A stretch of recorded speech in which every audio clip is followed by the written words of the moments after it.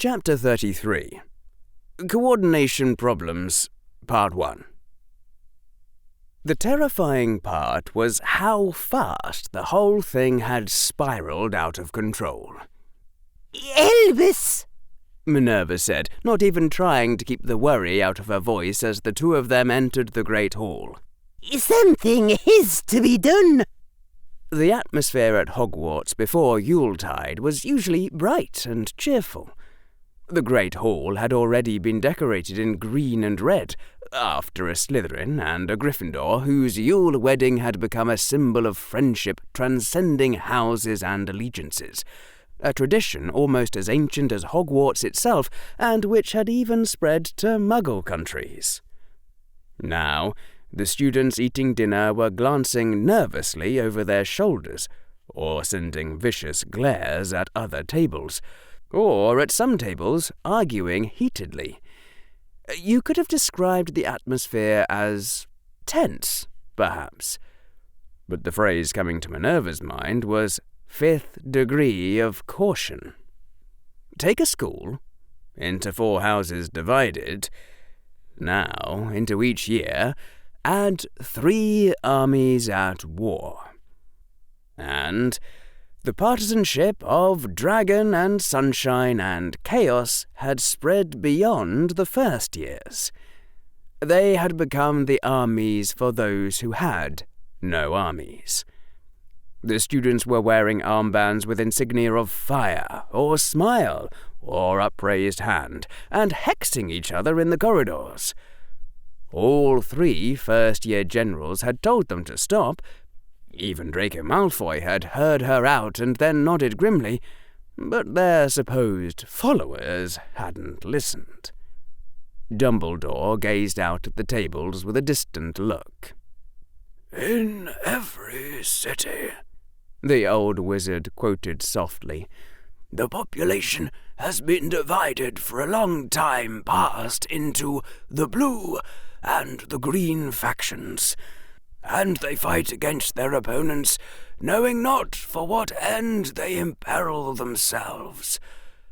So there grows up in them against their fellow men a hostility which has no cause, and at no time does it cease or disappear. For it gives place neither to the ties of marriage, nor of relationship, nor of friendship, and the case is the same, even though those who differ with respect to these colours be brother or any other kin. I, for my part, am unable to call this anything except a disease of the soul." "I'm sorry," said Minerva. "I don't." "Procopius," said Dumbledore. "They took their chariot racing very seriously in the Roman Empire. Yes, Minerva, I agree that something must be done." "Soon," Minerva said, her voice lowering even further. "Elvis, I think it must be done before Saturday." On Sunday, most students would leave Hogwarts to stay the holiday with their families.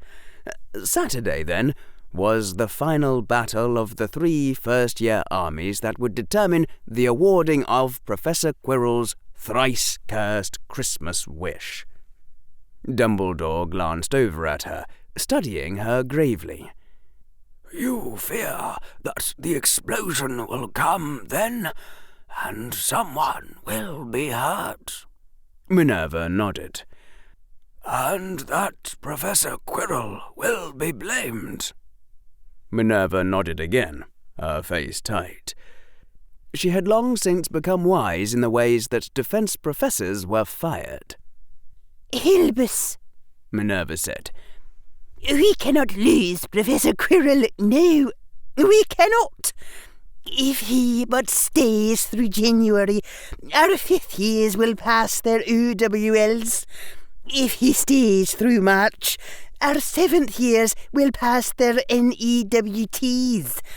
He's remedying years of neglect in months. A whole generation will grow up able to defend themselves in spite of the Dark Lord's curse.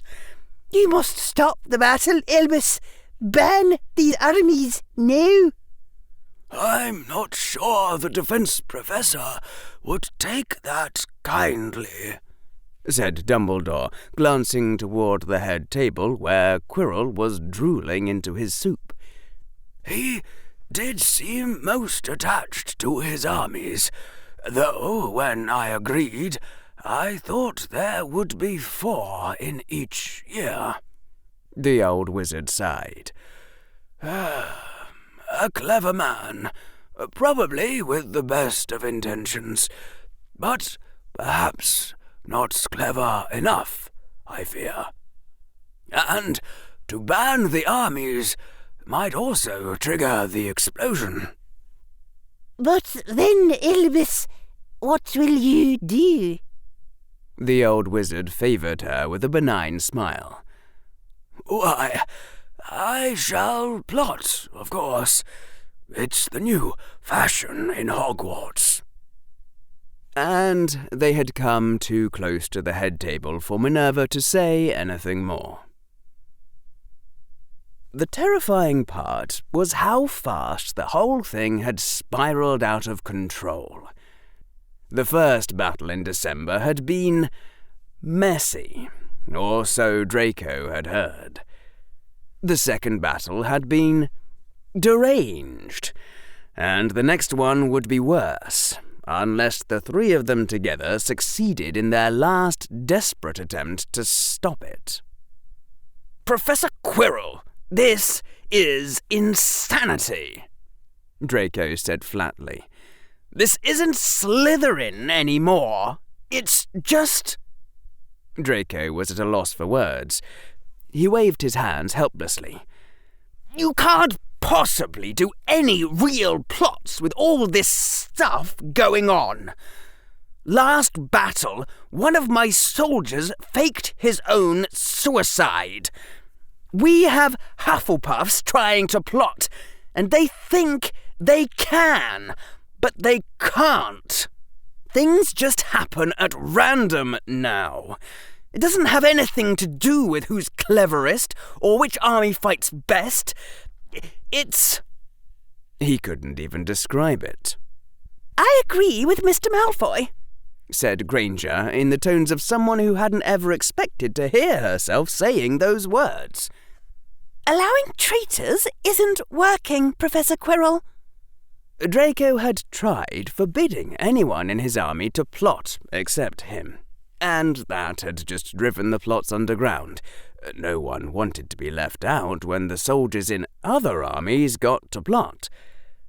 After miserably losing their last battle, he had finally given in and revoked his decree.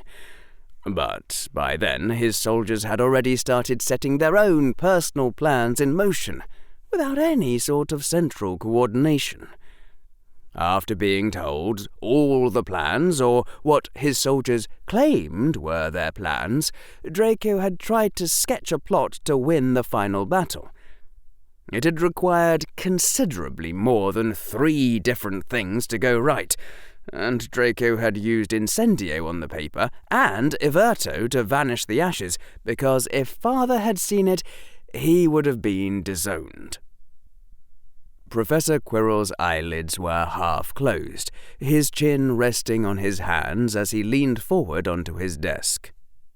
"And you, Mr. Potter," said the defense professor, "are you likewise in agreement?"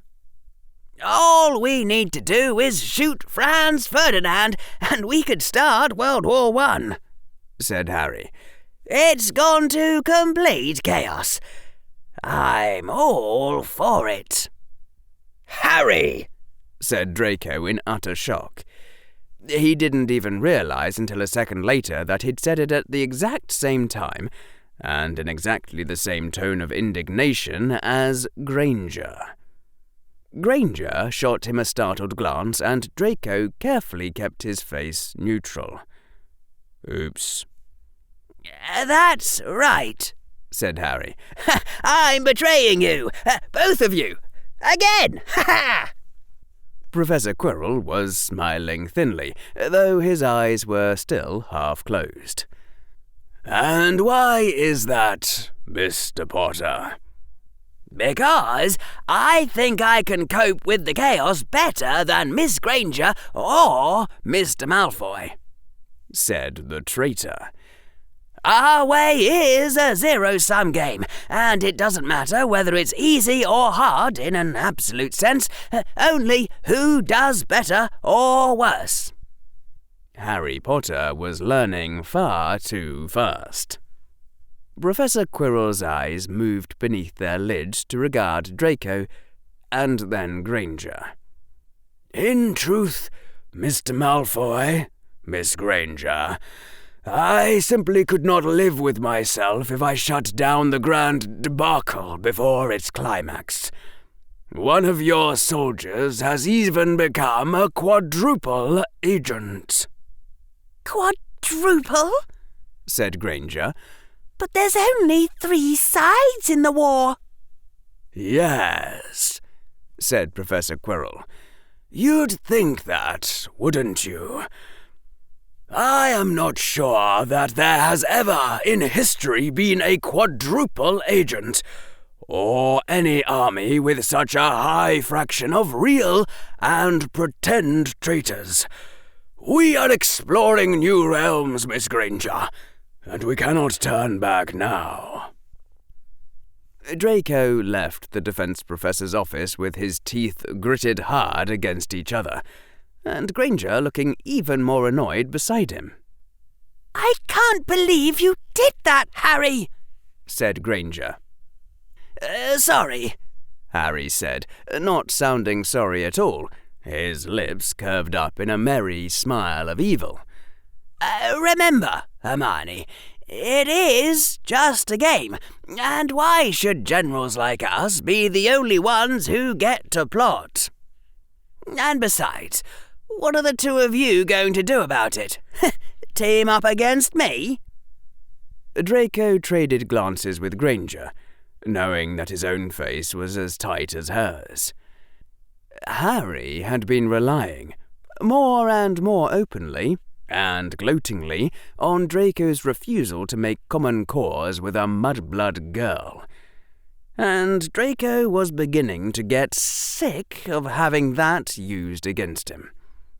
If this kept up much longer, he was going to ally with Granger, just to crush Harry Potter, and see how much the son of a mudblood liked that.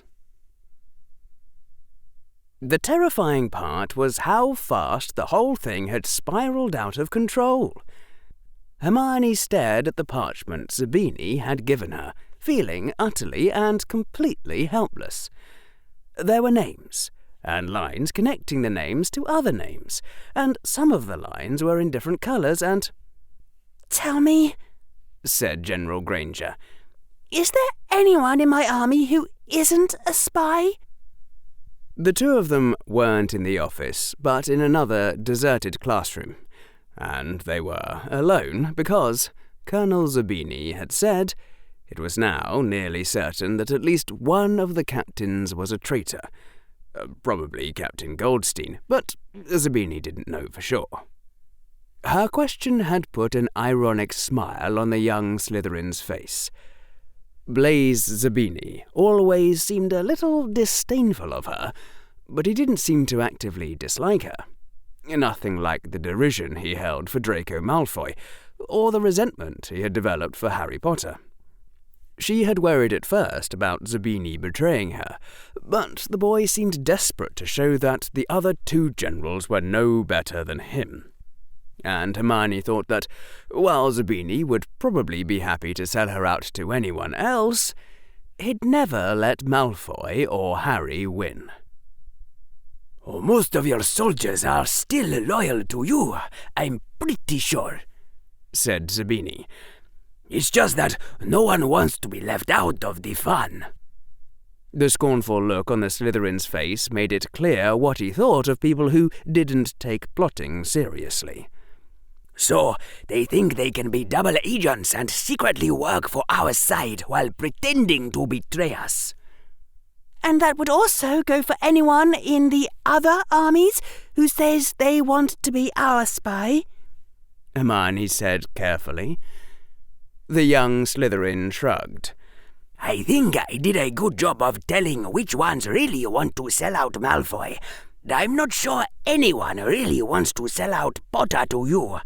But Not is a sure bet for betraying Potter to Malfoy, and since I had Entwistle approach him supposedly on behalf of Malfoy, and Entwistle really reports to us, that's almost as good. Hermione closed her eyes for a moment. We're going to lose, aren't we? Look, Zabini said patiently. You're in the lead right now on Quirrell points. We just have to not lose this last battle completely, and you'll have enough Quirrell points to win the Christmas wish. Professor Quirrell had announced that the final battle would operate on a formal scoring system, which he'd been asked to do to avoid recriminations afterward. Each time you shot someone, the general of your army got 2 Quirrell points. A gong would ring through the battle area. They didn't know yet where they would be fighting, though Hermione was hoping for the forest again, where Sunshine did well, and its pitch would tell which army had won the points. And if anyone was faking being hit, the gong would ring out anyway, and then a double gong would ring later, after no fixed time, to hail the retraction. And if you called the name for an army, cried, "For Sunshine," or "For Chaos," or "For Dragon," it switched your allegiance to that army. Even Hermione had been able to see the flaw in that set of rules.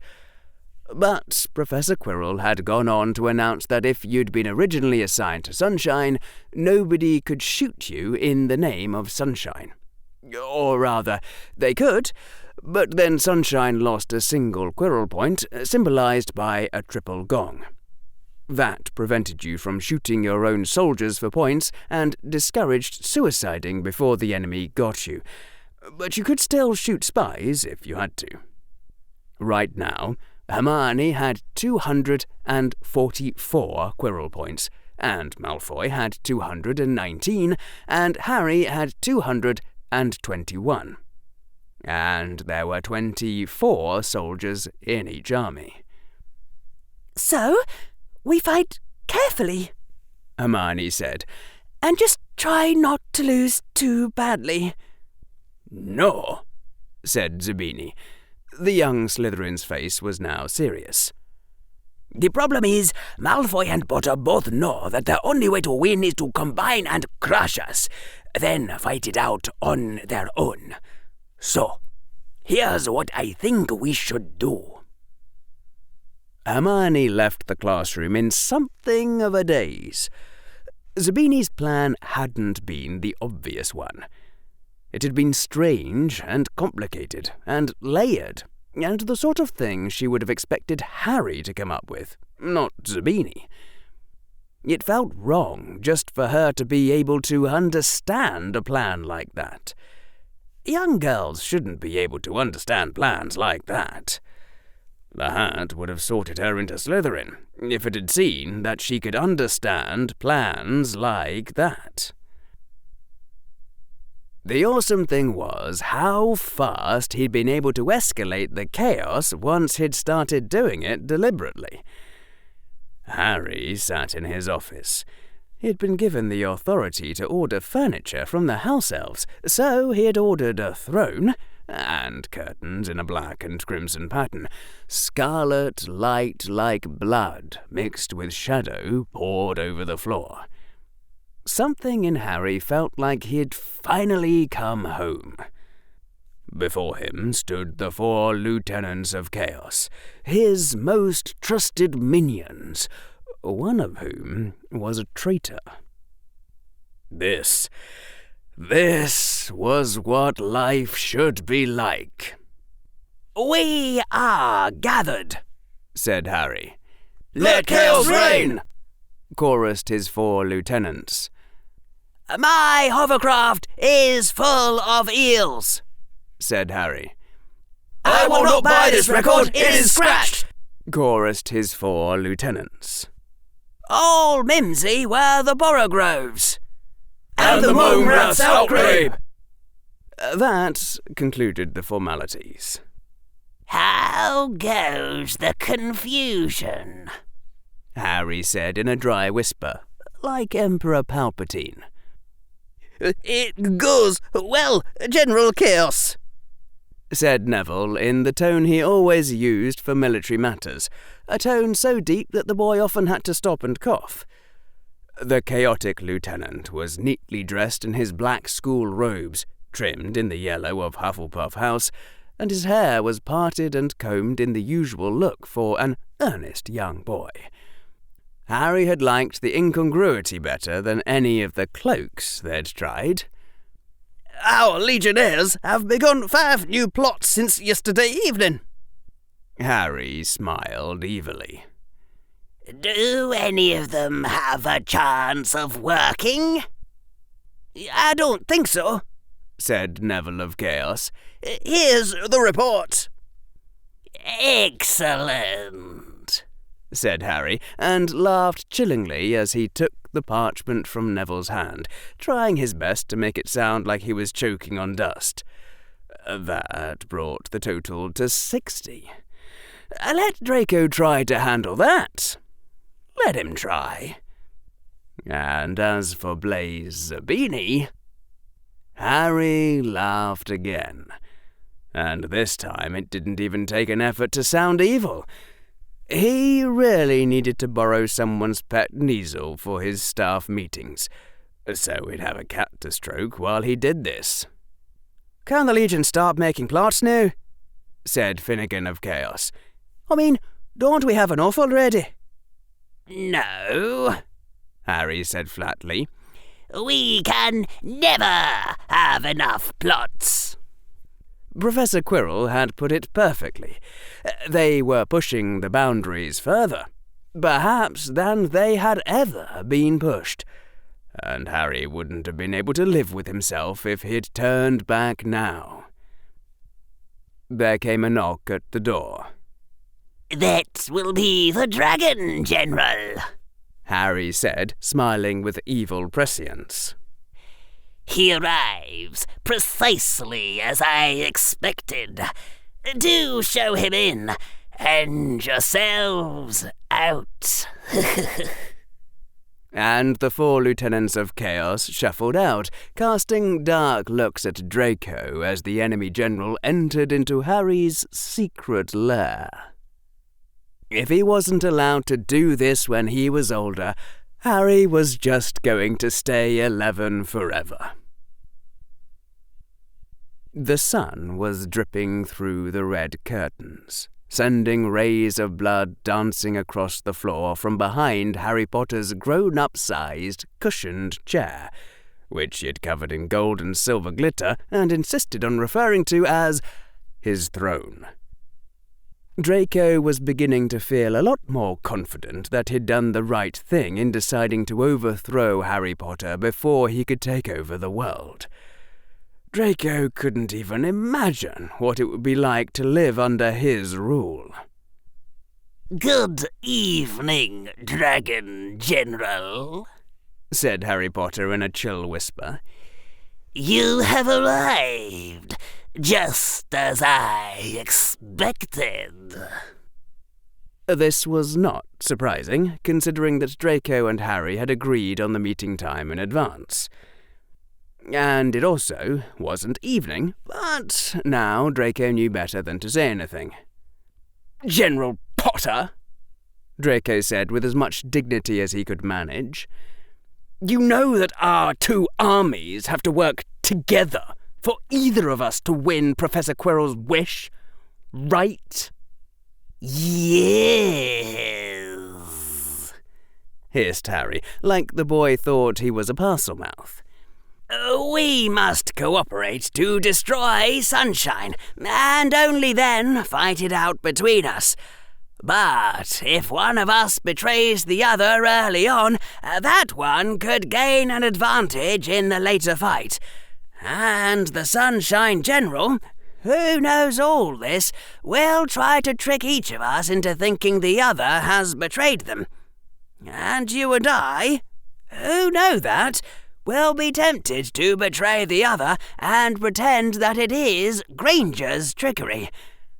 And Granger knows that as well." Draco nodded. That much was obvious.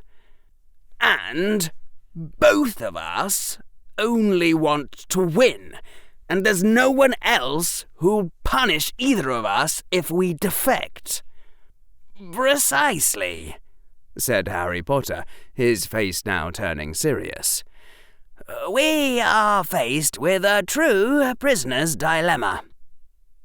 The prisoner's dilemma, according to Harry's teaching, ran thus. 2 prisoners had been locked in separate cells. There was evidence against each prisoner, but only minor evidence, enough for a prison sentence of 2 years apiece. Each prisoner could opt to defect, betray the other, testify against them in court, and this would take 1 year off their own prison sentence, but add 2 years to the others. Or a prisoner could cooperate, staying silent.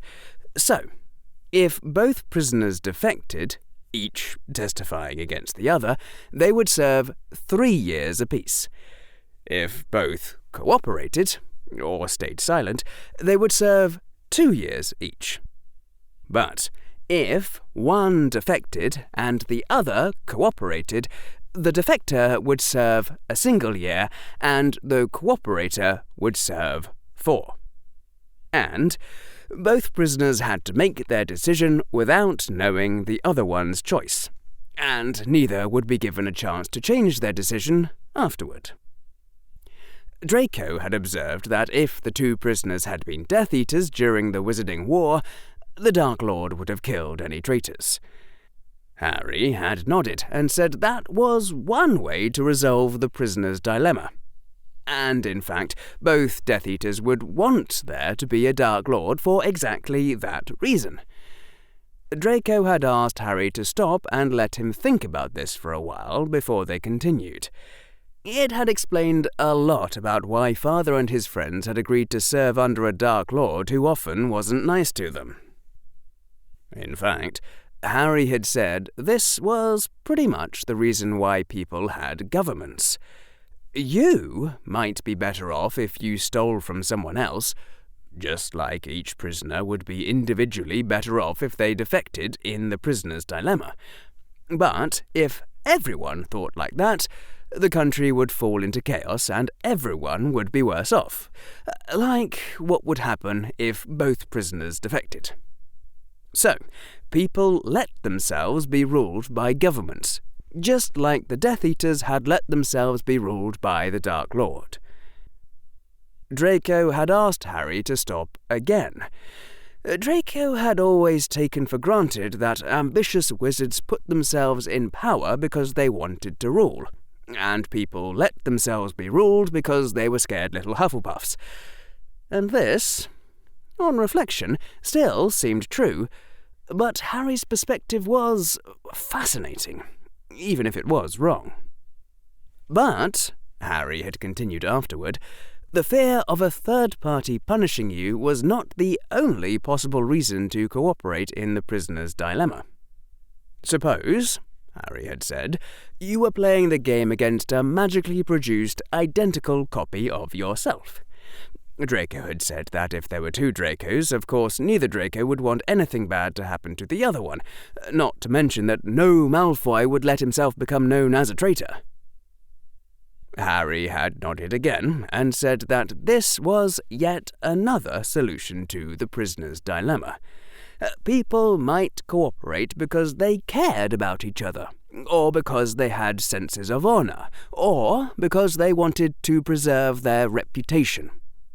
Indeed, Harry had said, it was rather difficult to construct a true prisoner's dilemma. In real life, people usually cared about the other person, or their honour, or their reputation, or a Dark Lord's punishment, or something besides the prison sentences. But suppose the copy had been of someone completely selfish.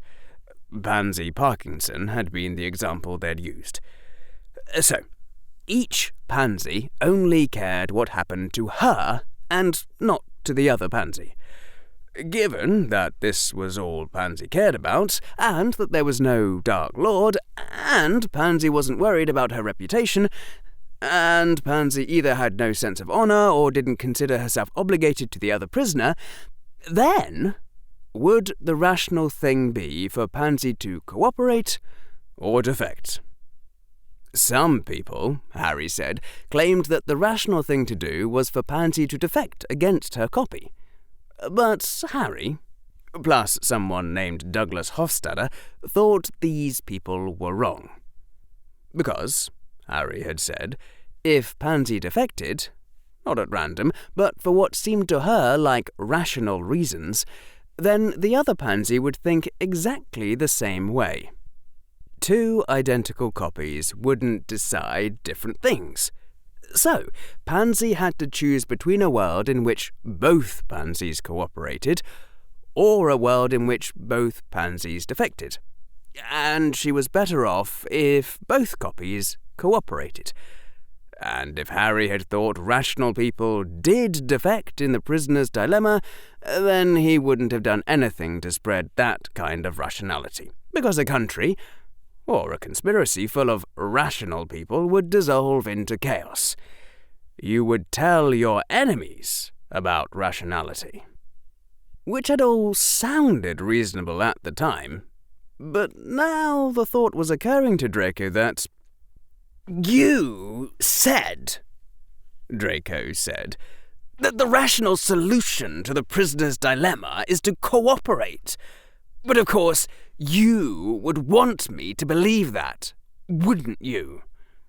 And if Draco was fooled into cooperating, Harry would just say, "Ha-ha!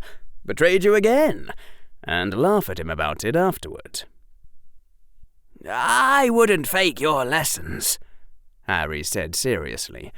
"But I have to remind you, Draco, that I didn't say you should just automatically cooperate.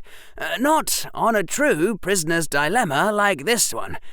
What I said was that when you choose, you shouldn't think like you're choosing for just yourself, or like you're choosing for everyone. You should think like you're choosing for all the people who are similar enough to you that they'll probably do the same thing you do for the same reasons. And also choosing the predictions made by anyone who knows you well enough to predict you accurately, so that you never have to regret being rational because of the correct predictions that other people make about you. Remind me to explain about Newcomb's problem at some point. So, the question you and I have to ask, Draco, is this. Are we similar enough that we'll probably do the same thing, whatever it is, making our decisions in mostly the same way? Or do we know each other well enough to predict each other, so that I can predict whether you'll cooperate or defect, and you can predict that I've decided to do the same thing I predict you'll do, because I know that you can predict me deciding that?" And Draco couldn't help but think that, since he had to strain just to understand half of that, the answer was obviously no. "Yes," said Draco. There was a pause. "I see," said Harry, sounding disappointed. "Oh, well, I guess we'll have to think of some other way then." Draco hadn't thought that was going to work. Draco and Harry talked about it back and forth.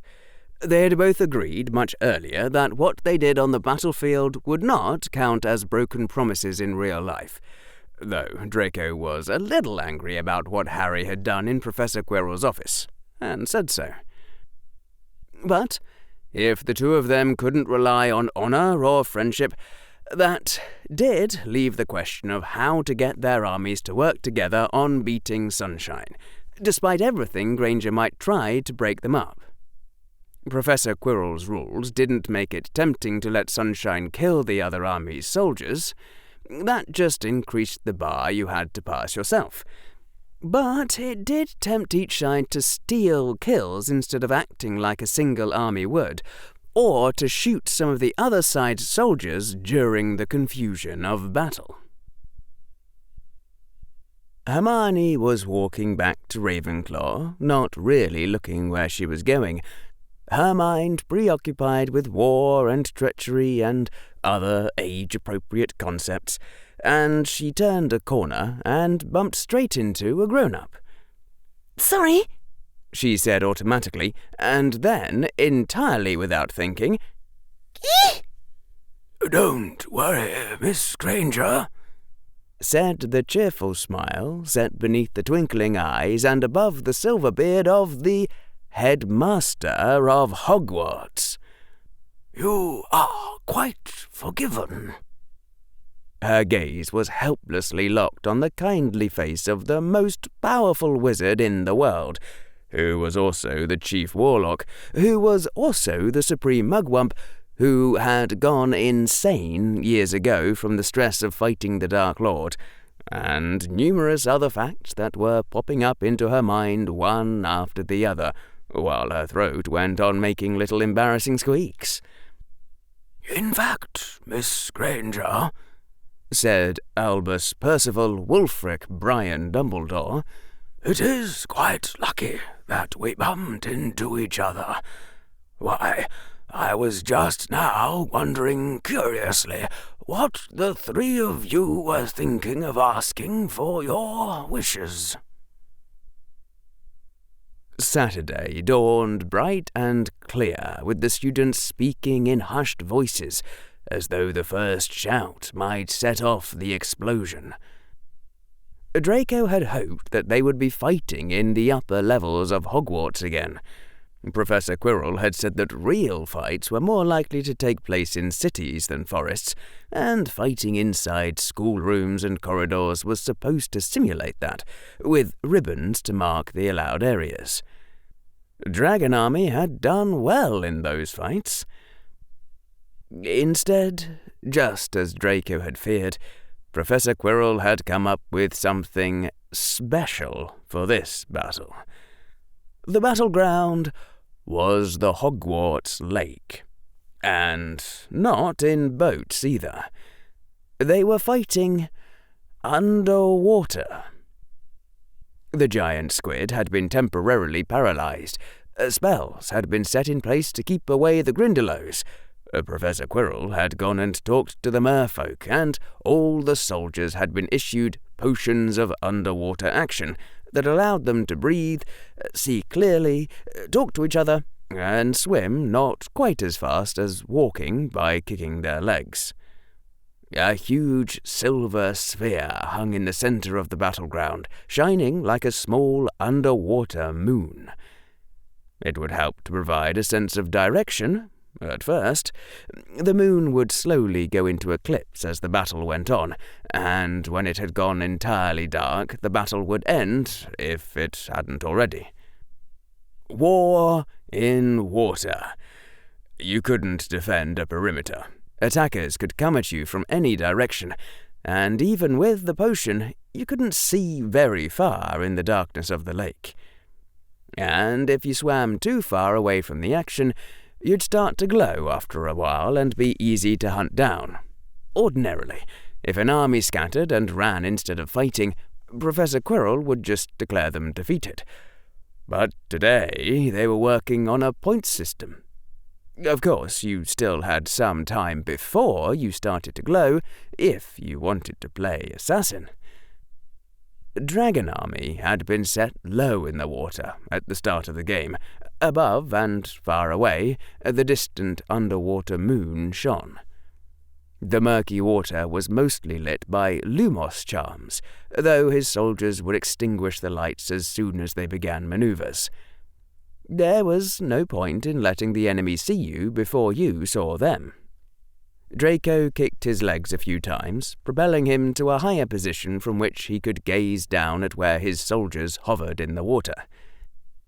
The conversations died down almost at once under Draco's icy glare, his soldiers looking up at him with gratifying expressions of fear and worry. "Listen to me very carefully," said General Malfoy. His voice came out a little lower, a little burbly with bubbles. "Listen to me very carefully." But the sound travelled clearly. "There's only one way we can win this. We've got to march on Sunshine together with Chaos and beat Sunshine. Then we fight it out with Potter and win. That's got to happen. Understand? No matter what else goes on, that part has to happen that way." And Draco explained the plan he and Harry had come up with. Astonished looks were exchanged among the soldiers. "And if any of your plots get in the way of that," finished Draco, "after we're out of the water, I will set you on fire." There was a nervous chorus of "yes, sirs." "And everyone with secret orders, make sure you carry them out to the letter," said Draco. Around half his soldiers openly nodded, and Draco marked them for death after he rose to power. Of course, all the private orders were fake, like one dragon being told to offer a false traitor's commission to another dragon, and the second dragon being told in hushed confidence to report anything said by the first dragon. Draco had told each dragon that the whole war could depend on that one thing, and that he hoped they understood it was more important than the plans they had previously made.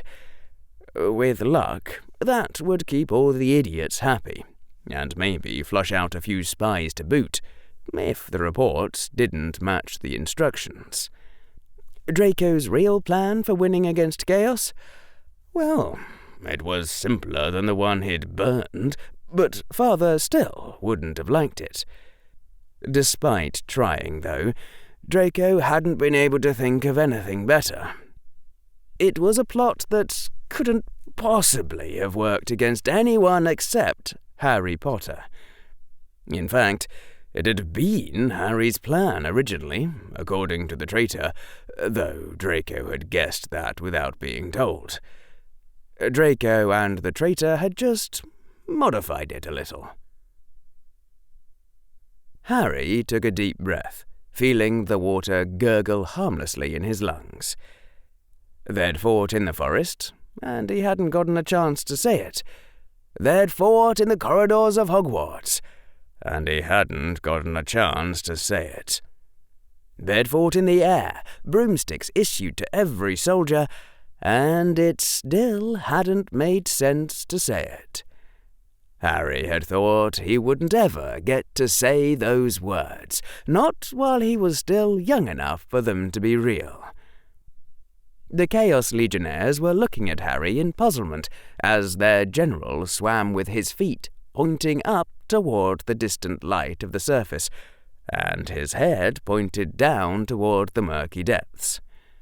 "Why are you upside down?"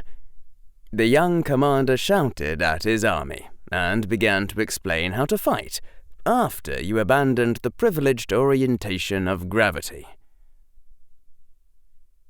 A hollow, booming bell echoed through the water, and on the instant, Zabini and Antony and 5 other soldiers struck out downward into the murky depths of the lake. Parvati Patil, the only Gryffindor in the group, turned her head back for a moment and gave them all a cheery wave as she dived. And after a moment, Scott and Matt did the same. The rest just sank and vanished. General Granger swallowed a lump in her throat as she watched them go. She was risking everything on this, dividing her army instead of just trying to take as many enemy soldiers with them as possible. The thing to realize, Zabini had told her, was that no army would move until they had a plan that let them expect victory. Sunshine couldn't just plan to win themselves, they had to make both other armies think they would win until it was too late. Ernie and Ron still looked like they were in shock. Susan was gazing after the disappearing soldiers with a calculating look. Her army, what was left of it, just looked bewildered. Traceers of light dappling on their uniforms as they all drifted just below the sunlit surface of the lake. "Now what?" said Ron.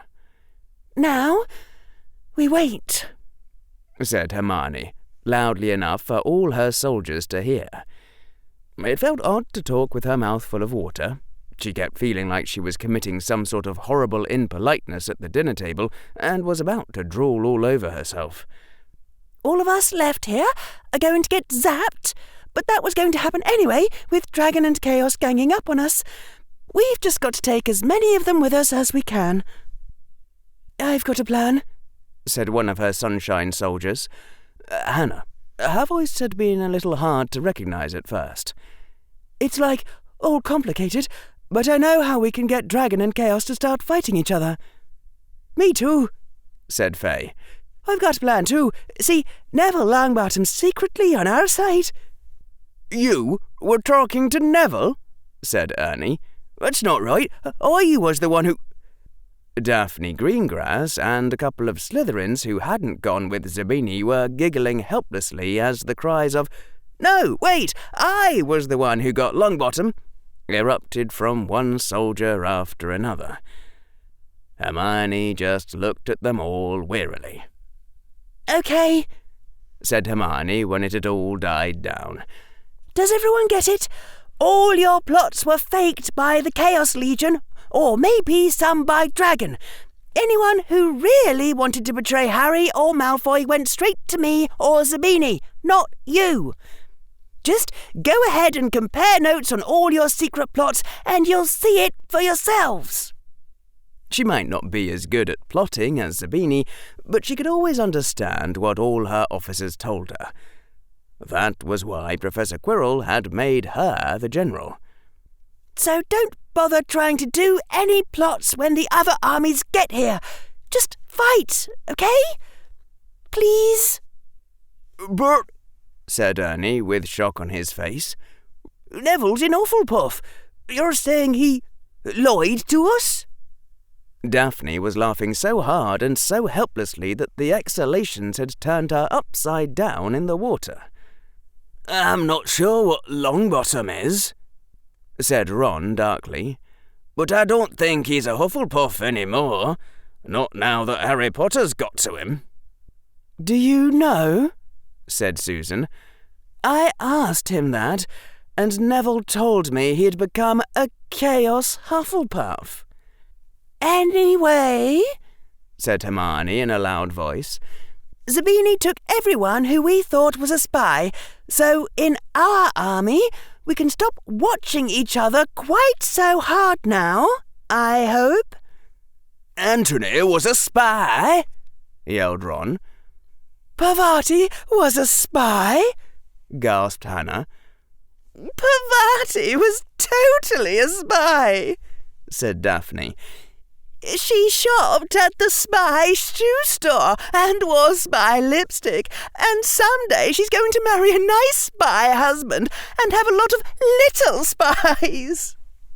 And then a gong sound echoed through the water, indicating that Sunshine had just scored 2 points. This was shortly followed by the triple gong of Dragon losing a single point. Traitors weren't allowed to kill generals, not after the disaster of the first battle in December, when all 3 generals had been shot in the first minute. But with any luck... "Aw," said Hermione. It sounds like Mr. Crab's taking a little nap. Like two shoals of fish, the armies swam along. Neville Longbottom kicked his feet in slow, measured motions. Diving. Always diving, in whatever direction you happened to be moving. You wanted to show the enemy the smallest profile. Present them with your head or your feet. So you were always diving, downward and head first, and the enemy was always down. Like every Chaos Legionnaire in the army, Neville's head was constantly rotating as he swam, looking up, down, around, to every side, not just watching for Sunshine soldiers, but watching for any sign that a Chaos Legionnaire had drawn their wand and was about to betray them. Usually, traitors waited until the confusion of battle to make their move, but that early gong had put them all on guard. The truth was, Neville was feeling sad about that. In November, he had been a soldier in a united army, all of them pulling together and helping each other. And now they were all watching each other constantly for the first signs of betrayal. It might have been more fun for General Chaos, but it wasn't nearly as much fun for Neville. The direction, formerly known as up, was getting steadily brighter as they came closer to the surface and sunshine. "One's out," said General Chaos. Neville's squad drew their wands, pointing them straight ahead toward the enemy as their heads scanned around more rapidly. If there were sunny traitors, the time was approaching for them to strike. The other shoal of fish, Dragon Army, was doing the same. "Now!" shouted the distant voice of the Dragon General. "Now!" shouted General Chaos. For sunshine! shouted all the soldiers in both armies, and charged downward. "What?" said Minerva involuntarily as she watched the screens from next to the lake. A cry echoed in many other places. All of Hogwarts was watching this battle as they had watched the first. Professor Quirrell was laughing dryly. I warned you, Headmaster. It is impossible to have rules without Mr. Potter exploiting them. For long, precious seconds, as the 47 soldiers charged her own 17, Hermione's mind went blank. Why? Then it all snapped into place. Every time a soldier originally from Sunshine got shot by someone crying the name of Sunshine, she would lose a Quirrell point. When 2 Sunshine soldiers were shot by either army, both enemy armies would be 2 points closer to overtaking her. It was the same gain, only shared. And if anyone shot another soldier not in the name of Sunshine, that gong wouldn't get lost in the confusion. Hermione was suddenly very glad that Zabini hadn't gone with the obvious plan of starting trouble between the other 2 armies while they attacked Sunshine. It was still disheartening, though, that sense of your own chances closing down, of hope being taken away. Most of Hermione's soldiers were still looking confused, but some had expressions of dawning horror as they got it. "It's all right," Susan Bones said firmly. Heads turned to look at the Sunshine Captain. "Our job is the same, to take as many of them with us as we can. And remember, Zabini took away all the spies. We don't have to stay on the lookout like they do." The girl was smiling defiantly, provoking answering smiles from many of the other soldiers, even from Hermione herself. "It can be like it was in November. We just have to keep our heads high, fight our best and trust each other." Daphne shot her. "Blood for the blood god!" shrieked Neville of Chaos, though, since he was underwater, it came out more like "Blood for the blood glub!" Captain Weasley spun and raised his wand toward Neville and fired, but Neville was swimming downward, toward him, wand pointed straight ahead, and that meant the simple shield could shelter Neville's entire profile. If anyone shot him now, it wasn't going to be Sonny Ron. A grimly determined look came over Captain Weasley's face, and he arrowed straight up toward Neville, mouthing the word "Contago," though the shield wasn't visible in the water. The two enemy champions shot toward each other like arrows released from bows, each aimed to split the other down the middle. They had duelled many times before, but this time would pay for all. Far away, by the lakeside, 100 breaths were held. "Rainbows and unicorns!" roared the Sunshine Captain. "The black god with 1,000 young!" "Do your homework!" Closer and yet closer the two champions charged, neither willing to swerve. The first person to turn would present a vulnerable broadside and get shot, though if neither lost their nerve, they would crash right into each other. Falling straight down as the enemy rose straight up to meet him, hammer descending to meet anvil in a path neither was willing to leave.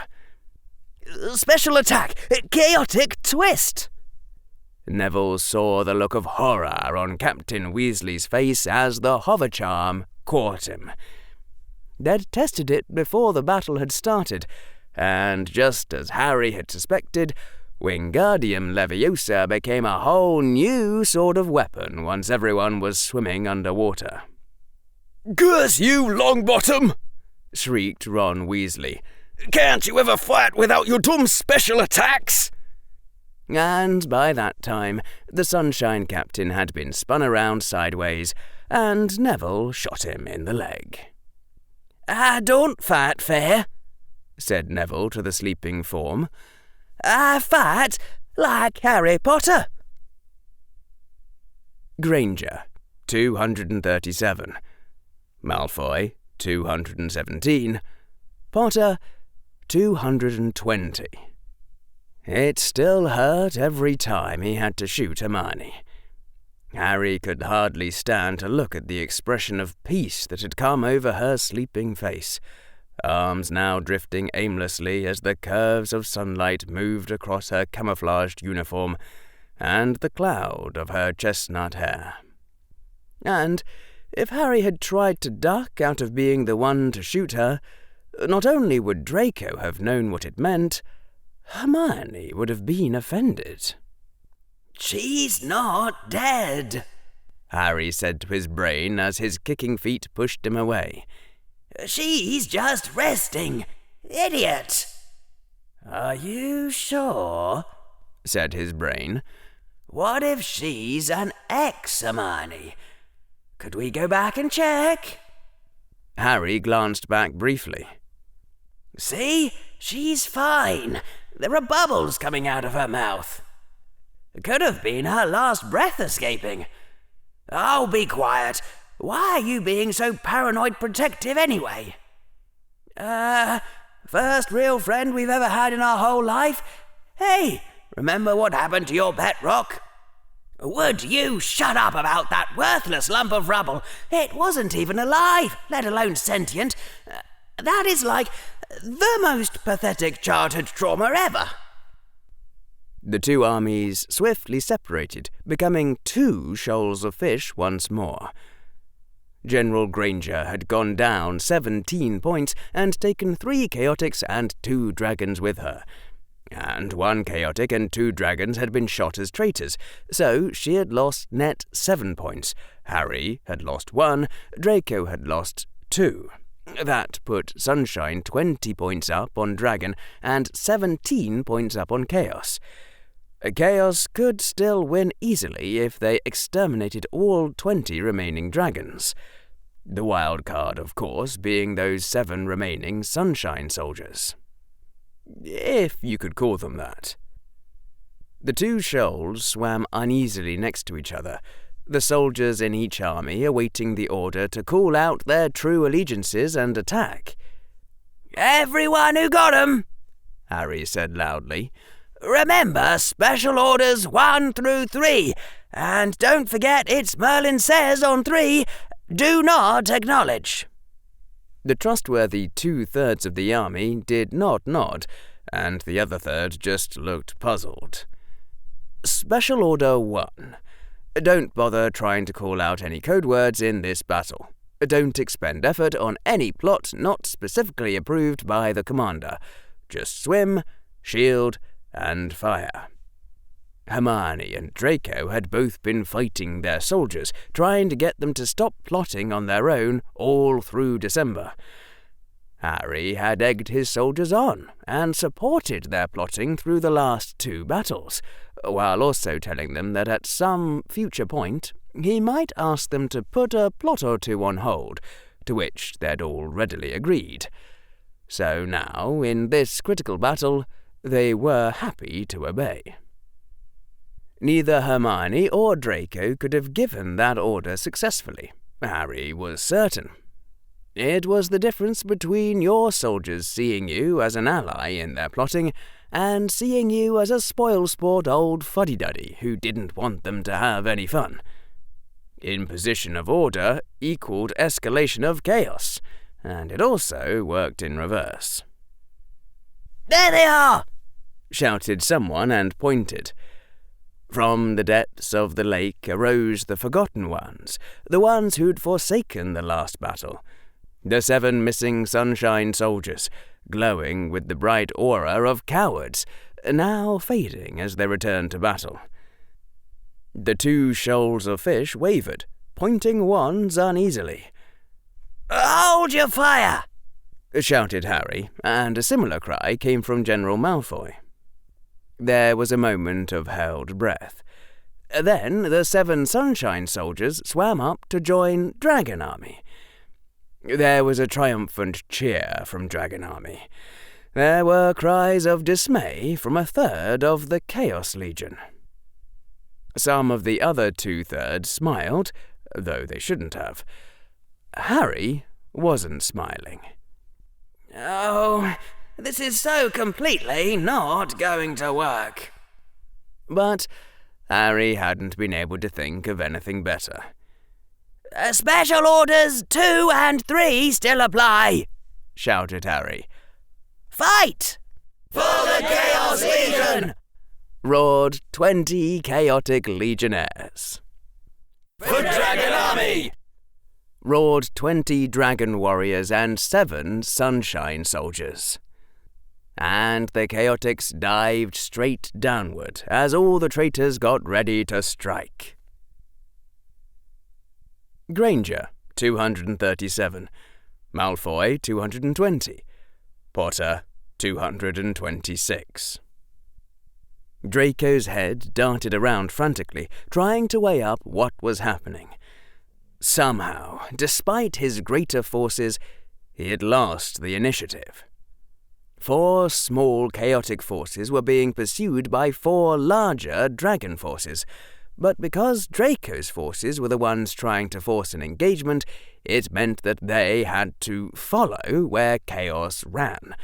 And somehow that was producing concentrations of chaotic force that would fire into the exposed sides of Dragon. It was happening again. "Prismatis!" shouted Draco, raising his wand and that shield you could see even through the water. A sparkling, multicoloured, flat wall wide enough to shield Draco and the 5 other dragons with him from the chaotic force that had just started firing on them as they swam past. And that let the other 5 dragons turn their attention back to the chaotic force they had been chasing. There was a tense moment as sleep spell after sleep spell crashed into Draco's prismatic wall, and Draco was hoping to Merlin that none of those 4 chaotics had learned the breaking drill hex. Then there was the bell of a dragon victory, and the chaotic force spun head for foot and began swimming away, and Draco, his hands now shaking slightly, dropped the prismatic wall and lowered his wand. Fighting in water was more exhausting even than fighting on broomsticks. "Do not pursue!" Draco cried to his soldiers as they started to follow. Then, "Sonorous! Reform on me!" the dragon forces started converging on Draco, and the chaotic forces spun around and began pursuing the dragons on the instant. Draco swore out loud as he heard the bell of a chaotic victory. Someone had gotten their simple shield oriented right, and then the dragon forces were in supporting range of each other, and the chaotics were moving back into the murky distance. Somehow, despite their numerical superiority, the dragons had scored 3 times against the chaotics, and the chaotics had scored 4 times back. And he had heard one dragon spy get executed. Either Harry Potter had thought a lot of very good ideas very fast, or, for some unimaginable reason, he had already spent a lot of time working out how to fight underwater. This wasn't working, and Draco needed to rethink things. It looked like everyone was having trouble aiming while swimming too. The battle might last long enough that time would be called. The distant underwater moon was only half full now. That wasn't good. He had to rethink things fast. "What is it?" said Padma Patel as she and her force swam over toward Draco. Padma was his second in command. She was clever and powerful, and, better yet, she hated Granger and saw Harry as a rival, which made her trustworthy. Working with Padma was making him realize the truth of the old adage that Ravenclaw was sister to Slytherin. Draco had been surprised when his father had told him it was an acceptable house for his future wife. But now he saw the sense of it. "Wait until we're all here," Draco said. The truth was, he needed to catch his breath. That was the trouble with being the general and the most powerful wizard. You had to keep using magic. Zabini came in next, commanding a force of 2 Sunnies and 4 dragons, one of whom was Gregory, keeping an eye on Sabini. Draco didn't trust Sabini, and neither Draco nor Zabini trusted the Sunnies enough to make them a majority of any unit. They were supposed to be loyal either to Draco directly or to Granger, who'd been fooled by the promise that the dragons would be betrayed in the end after both forces had been depleted, just as Harry's more trusted chaotics should have been fooled into not shooting at the Sunnies by the promise of their firing fake sleep hexes and switching to support chaos later. But it was possible some of the Sunnies were loyal to chaos and weren't firing real sleep hexes, and that was why Dragon wasn't winning the way their numerical advantage should have let them win. The next unit that approached was depleted. 3 soldiers holding wands on 2 other soldiers who were swimming with empty hands. Draco gritted his teeth. More traitor problems. He needed to talk to Professor Quirrell about having some way to punish traitors at least. Conditions like these were unrealistic. In real life, you tortured your traitors to death. "General Malfoy," shouted the commander of the problem unit as it swam up, a Ravenclaw boy named Terry. "We don't know what to do. Cersei shot Bogdan, but Cersei says Kelha told him that Bogdan shot Spectre." "I didn't." "General Malfoy, she's the spy. I should have..." "Somnium," said Draco.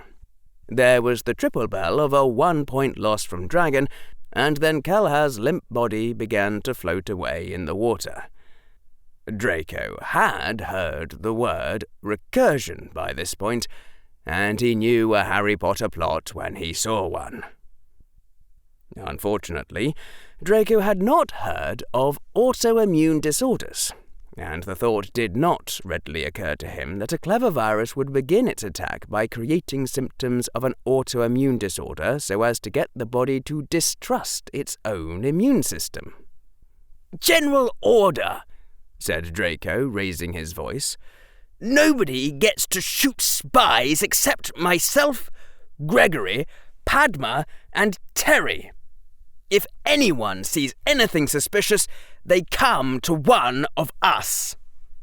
And then there was the bell of Sunshine scoring 2 points. "What? What?" said Draco and Zabini around the same time, their heads swiveled around. No one seemed to have gotten hit, and all the Sunshine soldiers were present and accounted for. Except Parvati, who had been shot by some still unknown traitor in Padma's squad, and of course Padma had shot Parvati again in case she was faking, so it wasn't her. "A sunny traitor in chaos?" said Zabini, sounding puzzled. "But all the ones I knew about were supposed to strike during Chaos's attack on Sunshine." "No," said Padma in a tone of sudden realization. "that was Chaos executing a spy." "What?" said Zabini. "But why?"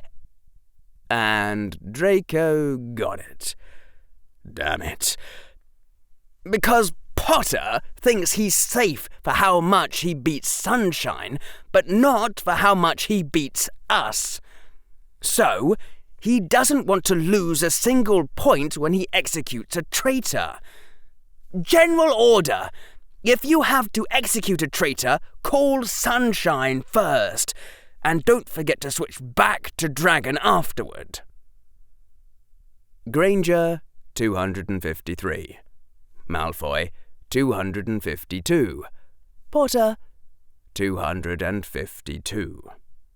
Longbottom's body drifted chaotically through the water, arms and legs disarrayed. After Draco had finally got a hit in, they'd all shot him again, just to be sure. Nearby was Harry Potter, now protected by a prismatic sphere, looking at them all grimly as the last sliver of crescent moon slowly diminished, somewhere far away. If Longbottom had managed to shoot one more soldier, Draco knew Harry was thinking, if the two chaotics had managed to hold out just a little longer, they might have won. After Draco had reformed his forces and struck out again, the ensuing battle and execution of spies in Sunshine's name had left Sunshine exactly 1 point ahead of Dragon and Chaos both. Once Harry had started doing it, Draco had been left with no choice but to follow suit. But now they had General Chaos outnumbered 3-1, the survivors of Dragon Army and the last remaining Sunny traitor, Draco and Padma and Zabini.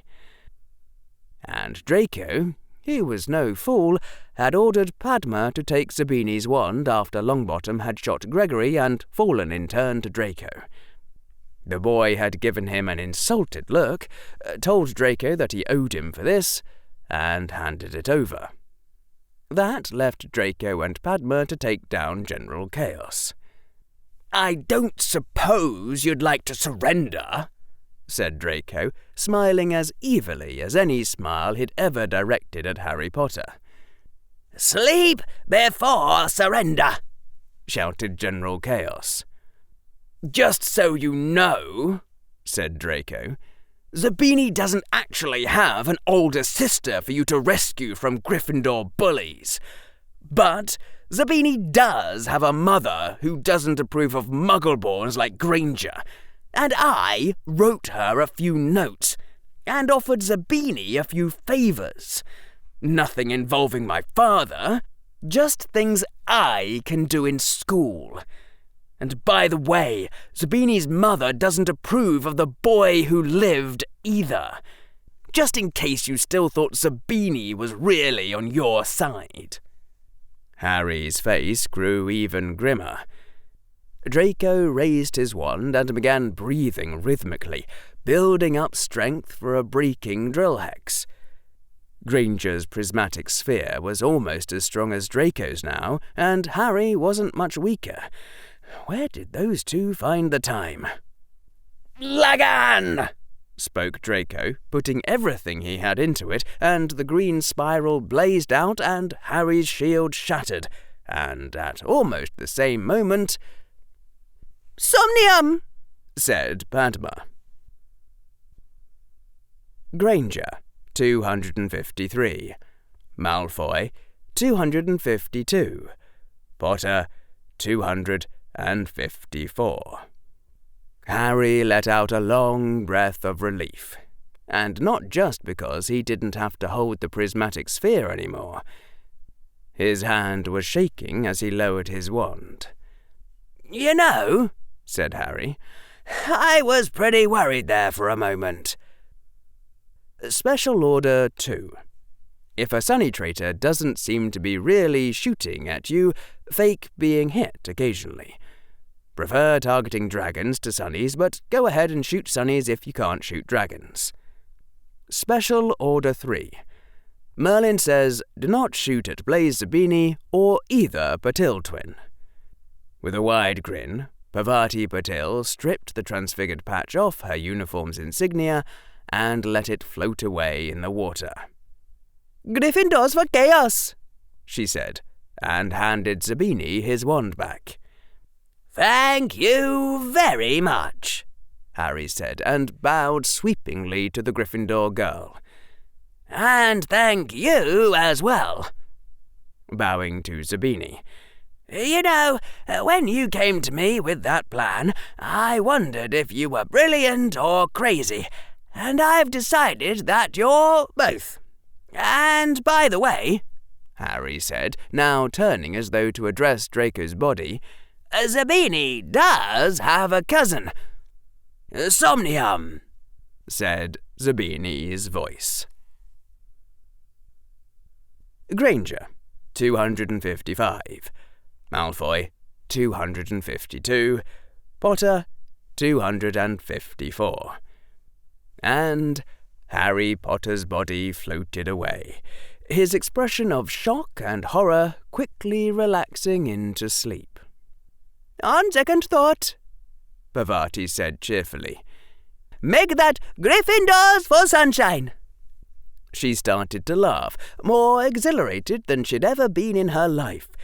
She had finally gotten to assassinate and replace her twin sister, and she'd wanted to do that since forever. And this had been perfect. It had all been perfect. And then her wand spun around in a lightning motion just as Zabini's wand turned to point at her. "Wait," said Zabini. "Do not shoot. Do not resist. That's an order." "What?" said Parvati. "Sorry," said Zabini, looking not quite sincerely apologetic. "But I can't be totally sure you're for sunshine, so I order you to let me shoot you." "Hold on," said Parvati. "We're only ahead of chaos by 1 point. If you shoot me now..." "I'll shoot you in the name of dragon, obviously," said Zabini, now sounding a little superior. "Just because we tricked them into doing it doesn't mean it won't work for us." Parvati stared at him, her eyes narrowing. "General Malfoy said your mother doesn't like Hermione." "I suppose," said Zabini, still with that superior smirk. "But some of us are more willing than Draco Malfoy to annoy a parent." "And Harry Potter said you have a cousin." "Nope," said Zabini. Parvati stared at him, trying to think, but she wasn't really good at plotting.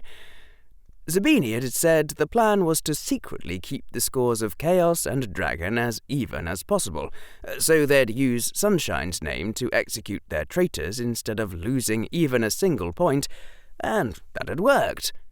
But she had the feeling she was missing something. She wasn't Slytherin. why don't I shoot you in the name of dragon? Said Parvati. Because I outrank you, said Zabini. Parvati had a bad feeling about this. She stared at him for a long moment. And then, Somni, she started to say, and then realized she hadn't said for dragon, and frantically cut herself off. Granger, 255. Malfoy, 254. Potter, 254. Hey, everyone, said Blaise Zabini's face on the screens, looking quite amused. I guess it's all down to me. All by the lakeside, people were holding their breath. Sunshine was ahead of Dragon and Chaos by exactly 1 point. Blaise Zabini could shoot himself in the name of either Dragon or Chaos, or just leave things the way they were. A series of chimes indicated that the last minute of time was running out, and the Slytherin was smiling a strange, twisted smile, and casually toying with his wand, the dark wood barely visible in the dark water.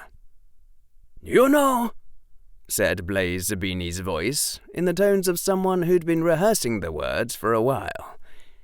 It's just a game, really. And games are supposed to be fun. So, how about if I just do whatever I feel like?